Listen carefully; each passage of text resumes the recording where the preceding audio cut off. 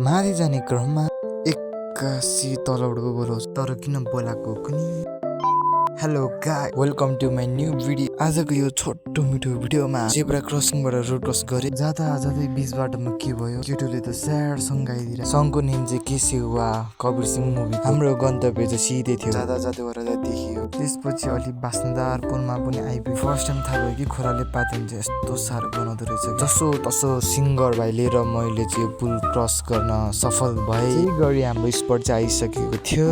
खासमा चाहिँ के गर्न आएको रहेछ भनेर चाहिँ हेर्दै जानु होला। म कहाँ आइपुग्यो भन्दा त मार्केटमा पो आइपुगेको छु। एन्ड मार्केटको भ्यू देख्न सक्नुहुन्छ हजुरले। फर्स्ट अफ अल चाहिँ हामीले हेऱ्यौँ एन्ड हामी आलु किन्नेहरू सोच्छ। आलु भनेर किन भन्दाखेरि आलु भने आलु, त्यसै प्याजलाई चाहिँ दुःख लागेको भयो। हामीले चाहिँ आलुसँगै प्याजलाई पनि लगाउनु सोच्यौँ। त्यसपछि पैसा दिएर गार्लिक पर्चेस गर्नतिर लाग्यो। तिनवटा चिज लिएर सिङ्गर भाइ अर्को साइड, म अर्को साइड लागेँ। मैले चाहिँ यतानिर चिली उठाएँ, अर्को साइडको मान्छेले चाहिँ स्पिनाच किनेर आएर चाहिँ फेरि त्यसपछि क्याबेजलाई पनि दुःख नहोस् भनेर क्याबेजलाई सँगसँगै उठाइदिएँ। सब चिज भ्याएर यस्तो तातो न तातो काममा हिँड्न थालेँ। हिँड्दा हिँड्दै काले भएको अत्तै थियो। गएर भिडियो बनाउँछु भनेर सोचेर भिडियो बनाउन थालेको थियो। हातलाई के भएछ कुनै, म आफै अमेज भइदिएर त्यसमा त ल्या।